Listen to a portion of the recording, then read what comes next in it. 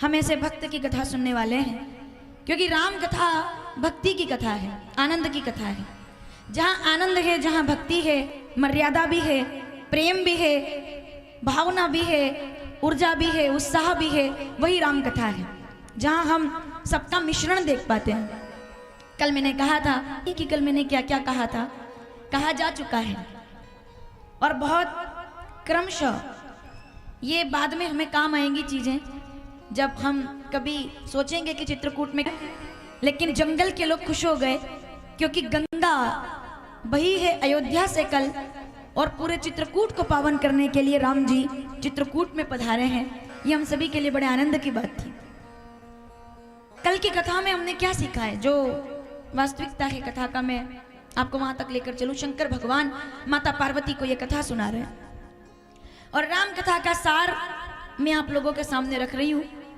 जितने हमारे श्रोताजन बैठे हैं, माताएं, हमारे सब बुजुर्ग, हमारे सभी YouTube चैनल के माध्यम से कथा देखने वाले श्रोता, बिल्कुल एकदम टीवी चालू करके सामने बैठते हैं, और ऐसे बैठते हैं जैसे चित्रकूट में बैठे हुए हैं। यही आनंद है, हम जहां हैं वही आनंद है। तो शंकर भगवान ने माता पार्वती को कल बताया, पार्वती सुनो, इस कल जो हमने कथा सुनी है उसका सबसे बड़ा सार क्या है।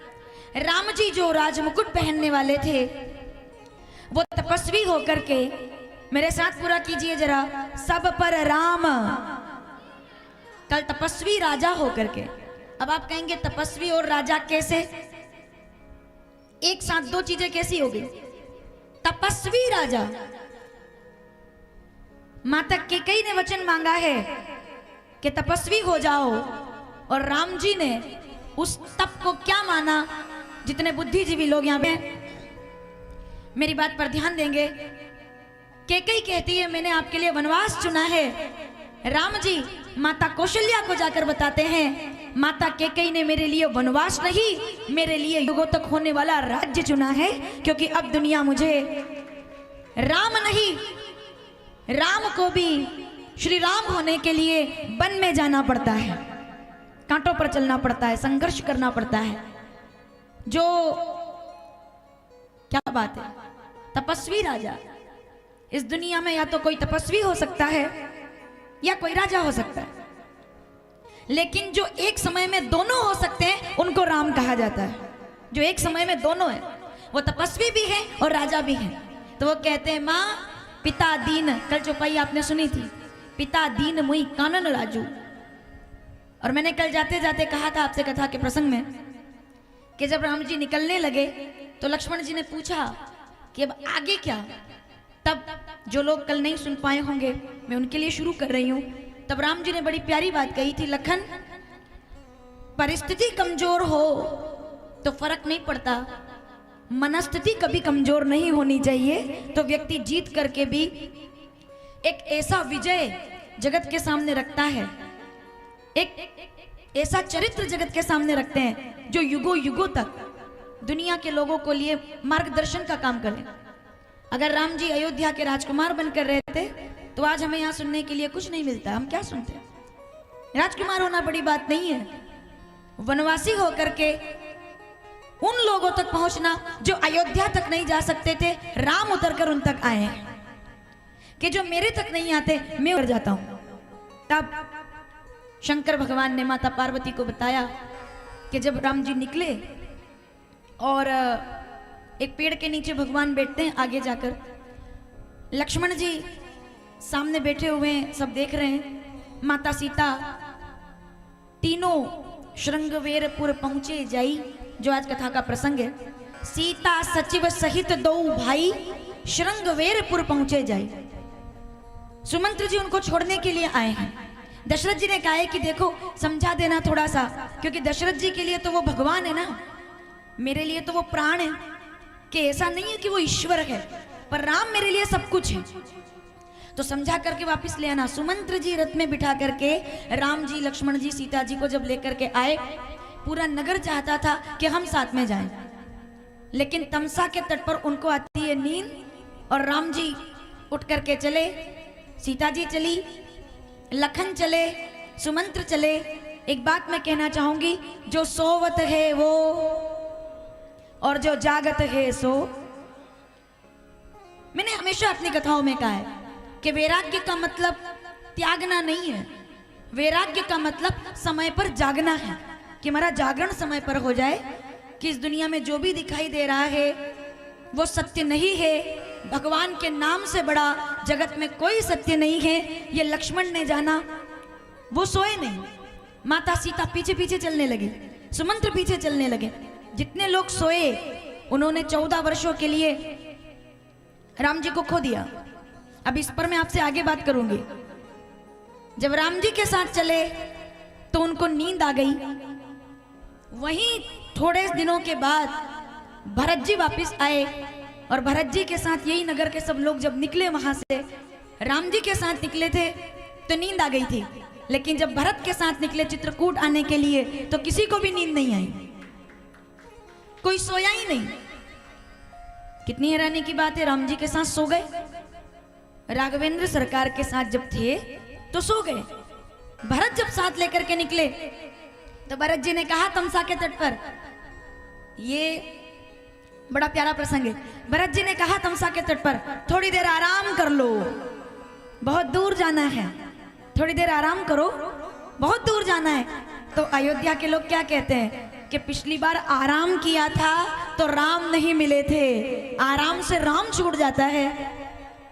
तो भरत जी महाराज ने, ऐसा कहा जाता है कि जब कोई राम के साथ चले तो फिर भी माया की नींद आ सकती है, लेकिन अगर भरत जैसे सदगुरु के साथ चले तो सदगुरु आपको कभी सोने नहीं देंगे, वो जागरण करने का काम करते हैं। उठ जाग मुसाफिर भोर बही, अब रेन कहाँ जो, पूरा कीजिए मेरे साथ, जो सोवत है वो, जो जागत है सो। जिसका जागरण हुआ है जगत में पाने का अधिकारी वही है, बाकी तो समय निकल रहा है। सौभाग्य हमारा कि हमें यह शरीर मिला है। अब आप कहेंगे पाना क्या है, खोना क्या है? सांस एक एक दिन खो रहे हैं हम लोग, एक एक दिन जिंदगी निकल रही है, जीवन रोज चल रहा है, रोज बढ़ रहा है, एक एक दिन निकल रहा है। हम नहीं जानते कि आने वाला कल क्या लेकर आएगा। कोई जानता है? कोई नहीं जानता कि आने वाला कल क्या लेकर आएगा। लेकिन आज हमको इस कथा ने सिखाया है, ये कथा हमारे जीवन की गुरु है, कि अगर दुनिया में किसी ने, राम जी कहते हैं, शंकर जी कहते हैं, रामायण कहती है, दुनिया में सबसे पहला सम्मान किसी का करना है। जितने बुद्धिजीवी लोग बैठे हैं मेरी बात को आगे तक याद रखिएगा। जीवन में अगर सबसे बड़ा सम्मान किसी का करना है तो समय का सम्मान कीजिए, क्योंकि समय जाता है तो कभी नहीं आता समय, और जो समय सिखा सकता है वो कोई नहीं सिखा सकता। एक बार जो समय निकल गया, ये हम यहाँ बैठे हैं, कल हम कहीं और बैठे होंगे, कहीं और बड़े तीर्थ में होंगे, किसी और तीर्थ में होंगे, समय होगा। लेकिन शुक्ताल में समय आया निकल गया, नैमिषारण्य में समय आया निकल गया। अच्छे से अच्छा समय आएगा, लेकिन एक बार जो निकल गया वो वापिस आने वाला नहीं है। जो इंसान समय का सम्मान नहीं कर सकता वो अपने जीवन का सम्मान कभी नहीं कर पाता, क्योंकि ये किसी के लिए रुकता नहीं है, ये चलता है और ये बदलता है। आज राम जी जिनको सोने का मुकुट पहनना था, आज वो वनवासी बन करके और जंगल में उतरे हैं, और उसका परिणाम पूरे जगत को राम कथा के रूप में मिला है। समय बदले तो जो समय के आगे चला है वो भी हारा है, जो समय के पीछे चला है वो भी हारा है, पर जो समय के साथ चला है वो दुनिया में कभी नहीं हारता, उसकी विजय निश्चित हो जाती है। जो समय के साथ चला, समय। आज राम जी जब बैठे थे पेड़ के नीचे, एक बड़ी अच्छी कथा मुझे याद आती है जब हम राम वनवास की बात करते हैं। समय से बड़ा गुरु कोई नहीं। शंकर भगवान कहते, पार्वती देखो राम जी का वनवासी होना क्यों जरूरी था। माता सीता राम जी के सामने बैठी है, दोनों हाथ जोड़ करके और राम जी को देख रही है। क्या सिखाया राम जी ने? हमेशा सुखी रहना, हमेशा प्रसन्न रहना, हमेशा अनुकूलता में रहना, ये जीवन नहीं है। संघर्ष में मुस्कुराना जीने का नाम है, कि जब सब कुछ मिल जाए तो खुश रहना, ये तो एक मानवीय स्वभाव है। लेकिन जो दुख में भी मुस्कुराए तब ये राम के होने का प्रभाव है। सब कुछ छोड़ करके निकले तो उसको स्वीकार कैसे किया कि पिता दीन मोहि कानन राजू, और जब वो निकले महल से एक पेड़ के नीचे जाकर के बैठे वनवास के दौरान। ये कथा हर व्यक्ति को सुननी चाहिए जो संघर्ष से घबराते हैं, जिनको कम समय में ज्यादा लाभ चाहिए, कम मेहनत में ज्यादा पैसा चाहिए। धन तो मिल जाएगा लेकिन आनंद कभी नहीं आएगा, ये राम जी ने सिखाया है। आप देखिए, माता सीता एक पेड़ के नीचे राम जी विराजमान है। माता सीता उनको देख रही है और आज बड़े प्रेम से देख रही है, बहुत ज्यादा प्रेम से देख रही है। तो और ये कहाँ की बात है पता है आपको? सब दर्शन करके आ गए होंगे स्फटिक शिला का, देखा है? क्या बात है, रामचरितमानस अरण्यकांड पहली चौपाई, कोई दोहा भी नहीं है, वहीं से शुरू किया कि बेटे पट्टिक शिला पर सुंदर। एक बार सीता जी के साथ राम जी स्फटिक शिला पर बैठे हुए हैं, तो माता सीता उनका दर्शन कर रही है। और ये कथा अपने साथ लेकर के जाइएगा जितने लोग यहाँ बैठे हुए हैं। माता सीता उनको देख रही हैं। तो राम जी ने कहा, सीता क्या बात है, इतने प्रेम से देख रही हो, क्या हुआ है?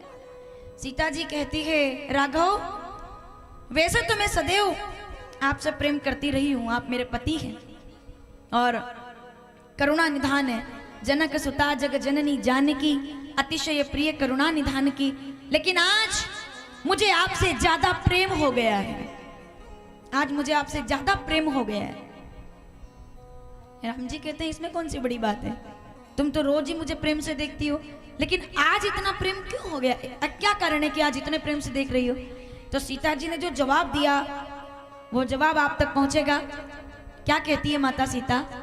राघव, मैंने आपको सोने के मुकुट में भी देखा है, मैंने आपको मोतियों की माला पहने हुए देखा है, मैंने आपको पीतांबर पहने हुए देखा है, मैंने आपको विवाह के साफे में देखा है जब दूल्हा बन करके आए थे, मैंने आपको सुंदर वस्त्रों में भी देखा है। लेकिन आज आपको देखकर मैं कहना चाहूंगी, जितने सुंदर आज आप लग रहे हैं उतने सुंदर पहले सुंदर लगे होंगे, पर जितने सुंदर आज लग रहे हैं उतनी सुंदरता मैंने पहली बार देखी है। ऐसा क्या हो गया? तब सीता जी कहती है कि सोने के मुकुट में सुंदर लगते होंगे, पीतांबर में सुंदर लगते होंगे, मोती की माला में सुंदर लगते होंगे, लेकिन आज आपके शीश पर, आज आपके भाल पर, आज आपके सिर पर जो पसीने की बूंदें आ रही है और जो पसीने की बूंदों ने आपके मस्तक का श्रृंगार किया है, उससे आप ज्यादा सुंदर लग रहे हैं। अपने भगवान को संघर्ष में देखना, समझ रहे हैं आप?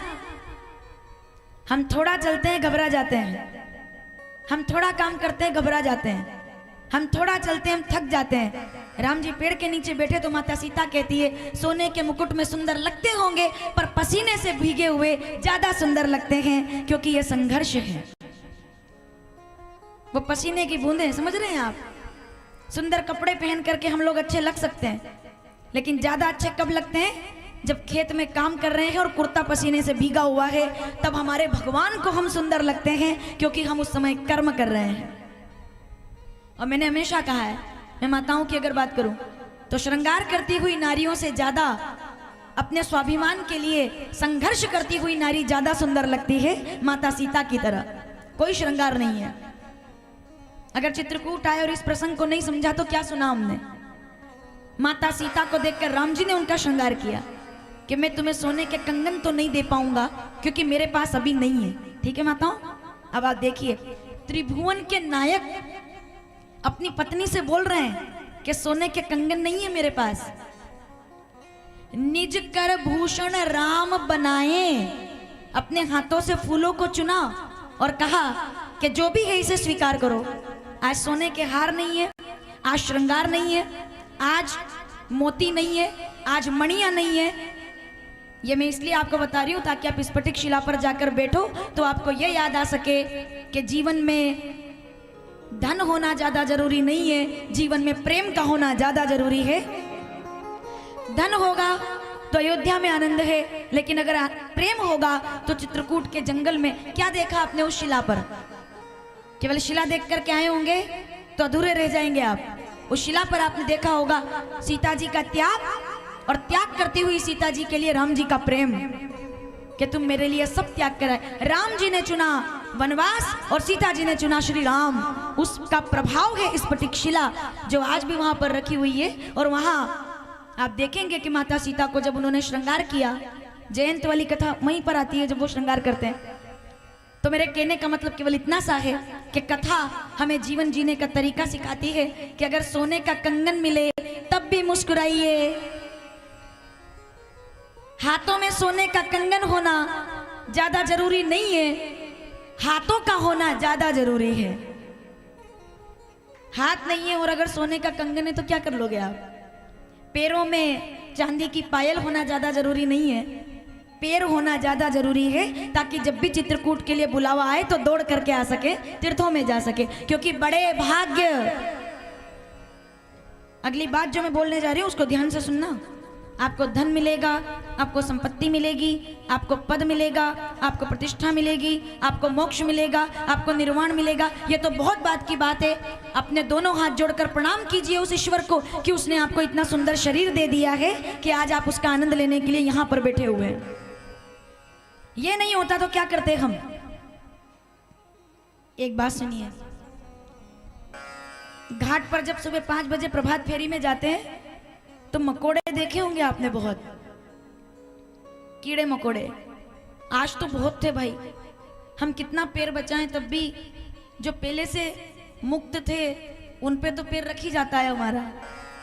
कोशिश करते हैं कि ना जाए, ये ना मरे हमारे पैरों से, क्योंकि हम सनातनी हैं, हम किसी जीव को कष्ट देने में विश्वास नहीं रखते, तो हम पैर बचाकर चलते हैं। मैं आज विचार कर रही थी कि जो कीड़ा किसी सामान्य जगह पर मर जाए तो वो मरकर के वापस कीड़ा ही बनेगा। पीछे तक के बैठे लोग सावधान। रामचरितमानस उत्तरकांड 42वां दोहा, चौथी चौपाई। मैं शुरू करूंगी, आप पूरा करेंगे। बड़े भाग्य, जो कीड़ा किसी सामान्य जगह पर मर जाए तो वो तो कीड़ा ही बनेगा, लेकिन चित्रकूट के घाट पर अगर कोई कीड़ा किसी भक्त के पैर में आ भी गया तो ये तो तय है कि मुक्त होकर के उसे भी मनुष्य बनकर के चित्रकूट की परिक्रमा करने का मौका मिलेगा, क्योंकि उसके प्राण एक ऐसी जगह पर गए जहां राम जी के चरणों की धूल है। मेरी बात अगर अब तक भी समझ में नहीं आई हो तो विचार कीजिएगा, इस शरीर से बड़ी और कोई पूंजी आपकी नहीं है जो आपको मिल चुकी है। दुनिया का कोई कैमरा, 1.5 लाख का मोबाइल ले लो, 2 लाख का फोन ले लो, महंगे से महंगी चीज रख लो, लेकिन जो आंखों से देखा जा सकता है वो महंगे मोबाइल से कभी नहीं देखा जा सकता। ये जो आप यहाँ देख रहे हो, मोबाइल से कैप्चर करके घर भेजोगे पर वो वही देख पाएंगे जितना आपने भेजा है, पर आप तो वो देख रहे हो जितना ईश्वर ने बनाया है। सब ये आप लोगों के लिए बनाया है। ये बगीचे, ये नदियां, ये फूल, ये पत्ते, ये तीर्थ इसलिए बनाए हैं ताकि आप चल करके यहाँ आए और इनका दर्शन करें। मेरी बात समझ में आ रही है आपको? इससे मुक्ति मिलेगी शरीर से, मुझे नहीं पता। इससे भक्ति मिलेगी, मुझे नहीं पता। मैं तो ईश्वर को धन्यवाद इसलिए करती हूँ कि मुक्ति भक्ति बाद में देना, शरीर दे दिया उसके लिए आपका धन्यवाद है। कितने कीड़े मकोड़े बनकर चित्रकूट के घाट पर हम लोग भी उन्हीं में से एक रहे होंगे कभी। सुन लीजिएगा इस बात को। वो जो कीड़े मकोड़े देख रहे हो ना, ये जो बंदर देख रहे हो, ये जो गाय देख रहे हो, अपन सब इससे निकल के आए हैं, इससे निकल कर आए हैं। गाय बन करके, बंदर बन करके कितनी बार वहां घूमे होंगे, कितनी बार शरीर को त्यागा होगा। इतना सब करने के बाद मैं तो कितना कहा जा सकता है राम कथा में, लेकिन ये बात है ना, इस पर कथा के बाद बात करना मैं क्या बोल रही हूं। ये बातें आपको काम आएगी जीवन भर। परिक्रमा मार्ग में जब बंदर को देखो, गाय को देखो, कीड़े को देखो, कुत्ते बिल्ली को देखो, वो भी घूम रहे हैं वहां पर, हम भी घूम रहे हैं वहां पर। दोनों में फर्क कितना है? वो भी घूम रहे हैं, हम भी घूम रहे हैं, लेकिन हम भी कभी वो बन करके वहां कितना भटके होंगे, तब जाकर के आज हमें दर्शन करने का मौका मिल रहा है। ये शरीर बार बार मिलने वाला नहीं है। हम वो सब पार करके आए, बन के आए हैं यहाँ तक। तो उनको देखकर समझ लेना कि पहले मैं ये था, लेकिन अब मैं क्या हूँ। मैं पहले क्या था इस पर मेरा कोई जोर नहीं, लेकिन आज अगर मैं मनुष्य हूँ तो बड़े भाग्य। मानस तन पावा सुर दुर्लभ, देवताओं के लिए भी दुर्लभ। क्या बात कर रहे हैं आप? वो जो कीड़े मकोड़े हैं वो हमको देखकर सोचते होंगे कि जरा विचार करो, देखो कैसे दर्शन कर रहे हैं। और केवल उनकी बात नहीं है, स्वर्ग के देवता भी चित्रकूट की परिक्रमा करते हुए हमको देखकर सोचते होंगे कि हे ईश्वर, कभी एक बार तो हमें मनुष्य बनाइए, हम भी चित्रकूट की परिक्रमा करना चाहते हैं, हम भी दर्शन करना चाहते हैं, हम भी राम रूप का आनंद लेना चाहते हैं। ये आनंद है माताओं, नाचना, गाना, कथा सुनना, मगन होना, खाना पीना, सब आनंद है। सब भगवान ने रस दिया है आपको, हाथ दिए आपको। कितने लोगों को दोनों हाथ दिए बताओ? ऐसे दोनों हाथ उठाओ, ऐसे नहीं, ऐसे उठाओ। ये दोनों हाथ दिए, बोलो जय सिया राम। ये हाथ है ना हमारे पास, ये हाथ होना जरूरी है। इन हाथों में सोने का कंगन होना ज्यादा जरूरी नहीं है। पैर जरूरी है, चांदी की पायल होना ज्यादा जरूरी नहीं है। शांति होना ज्यादा जरूरी है, बंगले का होना ज्यादा जरूरी नहीं है। कुटिया का होना जरूरी है, कुटिया का होना जरूरी है। आंगन का होना जरूरी है, आंगन में ध्रुव प्रहलाद का खेलना जरूरी है। सीता जैसी बहू का मंडराना डोलना जरूरी है। कौशल्या जैसी सास का मुस्कुराना जरूरी है। बुजुर्गों के आशीर्वाद का होना ज्यादा जरूरी है, और एक परिवार का होना ज्यादा जरूरी है। और अगर वो आपके पास है, मैं तो हमेशा एक बात कहती हूँ, सुनो, नहीं है करोड़ों की संपत्ति, अगर है तब भी आप खुश, नहीं है तब भी खुश। क्यों? उसका कारण है कि अगर आप वर्तमान में किसी वकील को नहीं ढूंढ रहे हैं, सुनिएगा जरा, अगर आप वकील के चक्कर नहीं लगा रहे, डॉक्टर के चक्कर नहीं लगा रहे, कितने लोग सुखी बैठे हुए यहाँ, विचार कर लीजिएगा। अगर आप डॉक्टर का, सामान्य सर्दी बुखार की बात नहीं है, ठीक है, अगर आप डॉक्टर का चक्कर नहीं लगा रहे, अगर आप वकील का चक्कर नहीं लगा रहे, और पुलिस आपके घर का चक्कर नहीं लगा रही, तो सुखी हैं आप। इससे बड़ी कोई बात नहीं है आज के युग में। वरना आधे से ज्यादा लोग इन्हीं तीनों के चक्कर में पड़े हुए हैं। या तो कोई वकील कोर्ट के चक्कर लगा रहा है, कोई अस्पताल के चक्कर लगा रहा है, या पुलिस किसी के घर का चक्कर लगा रही है। और अगर ये तीन में आप नहीं हो, तो चाहे आप सूखी रोटी खा रहे हो, पर आप में और एक धनवान में कोई फर्क नहीं है। ये चीजें अगर आपके जीवन में हैं, जाई विधि राखे राम, बोलिए सीताराम, सीताराम, सीताराम कहिए, जाई विधि राखे राम। ये शरीर मिला है ना, ये सबसे बड़ी डिग्री है। इसलिए बोलिए मेरे साथ, बड़े भाग्य मानस तन पावा सुर दुर्लभ। जिसको पाने के लिए देवता तरसते हैं, वो शरीर मिला है। हाथ जोड़ सकें, आंखों से देख सकें, कानों से सुन सकें, पैरों से चल सकें, विवेक से निर्णय कर सकें, हृदय का प्रयोग कर सकें, ये जीवन का सबसे बड़ा सार है। तब शंकर जी कहते हैं माता पार्वती से कि देखो माता सीता क्या कह रही है, कि ये जो मैं आप नैनों से आपको देख रही हूँ, ये संघर्ष के समय में आप जो मुस्कुरा रहे हैं मेरे राम, इससे सुंदर मैंने आपको कभी नहीं देखा, क्योंकि आप संघर्ष में जगत को मुस्कुराना सिखा रहे हैं, और ये जीवन का सार है। निकल करके आए हैं तीनों अयोध्या से, श्रृंगवेरपुर पहुंचे जाई, सीता सचिव सहित दो भाई। बाबा कहते हैं आइए प्रणाम करें। पहली चौपाई हम लोग जो यहाँ पर देख रहे हैं, श्रृंगवेरपुर जब आए तो ये प्रसंग बड़ा प्यारा है। सुमंत्र जी को अब राम जी ने कह दिया कि आप जाइए, यहाँ से आगे की यात्रा हमें पैदल जाना है। यहाँ तक रथ आ गया, अब हमको पैदल जाना है। रामचरितमानस अयोध्या कांड 86 दोहा। अब तो सारी चौपाइयाँ पढ़नी पड़ेगी, क्योंकि हम गंगा जी के किनारे पहुँच रहे हैं। और ये चौपाई घर पढ़िएगा आप, जो लोग रामायण लेकर बैठे हैं टीवी के सामने। रामचरितमानस अयोध्या कांड 86 दोहा, चारों चौपाइयाँ गजब की है, लेकिन ये जो चौपाई है जो आगे आने वाली है, गंग सकल, बाबा क्या कहते हैं, आइए हम चले जरा आज का जो मुख्य प्रसंग है हमारा। सीता सचिव सहित दो भाई, श्रृंगवेरपुर पहुंचे जाई। तीनों गए तो राम जी ने सुमंत्र जी से कहा कि अब आप जाइए, यहाँ से आगे हमको अकेले जाना है, पैदल जाना है। सुमंत्र जी बात नहीं मानते कि नहीं मैं नहीं जाऊंगा। सुमंत्र जी तो दूर की बात है, जो रथ के घोड़े थे ना, घोड़े, वो घोड़े भी पीछे हटने से इनकार कर रहे हैं कि हम अयोध्या नहीं जाएंगे। तो राम जी ने उनको कहा कि आप जाइए, मुझे जाना होगा। सुमंत्र जी कहते हैं कि नहीं, मैं आपको साथ लेकर के जाऊंगा। पीछे तक के बैठे लोग सावधान। क्या बोले राम जी? सुनिए तात, मेरे पिताजी से जाकर कहिएगा कि धर्म न दूसर सत्य समाना, रघुकुल रीति सदा चली आई प्राण जाए पर। मेरे पिताजी से याद दिलाइएगा कि धर्म से बड़ा धर्म न दूसर।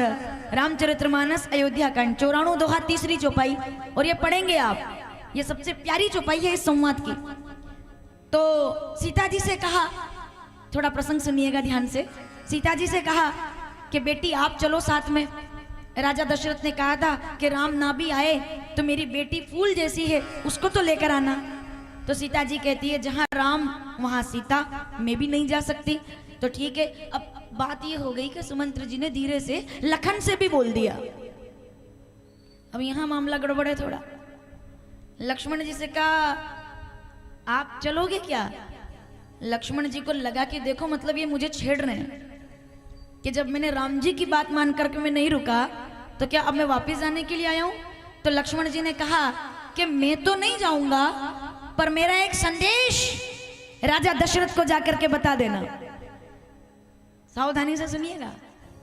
लक्ष्मण जी कहते हैं सावधान, मेरा संदेश राजा दशरथ को, पिताजी को नहीं, राजा दशरथ चक्रवर्ती सम्राट को जाकर मेरा एक संदेश कह देना बस।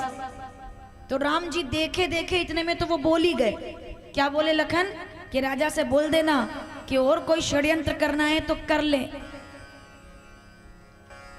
और बुरा विचार मेरे राम जी के बारे में करना है तो कर ले, लेकिन राजा दशरथ से कह देना जंगल में राम गए तो हैं पर अकेले नहीं गए हैं, उनसे पहले लक्ष्मण प्राण देने के लिए तैयार है, इसलिए जो भी करे अब सोच के करे।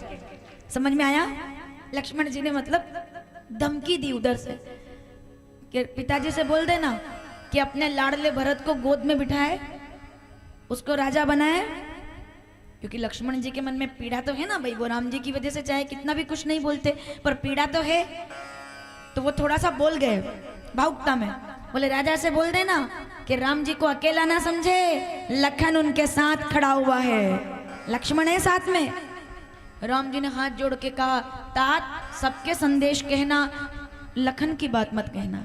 लखन कहे कछु बचन कठोरा, बरजी राम पुनि कीन। आहा क्या चौपाई है साहब। रामचरितमानस अयोध्या कांड 94 दोहा सारी चौपाई पढ़ो।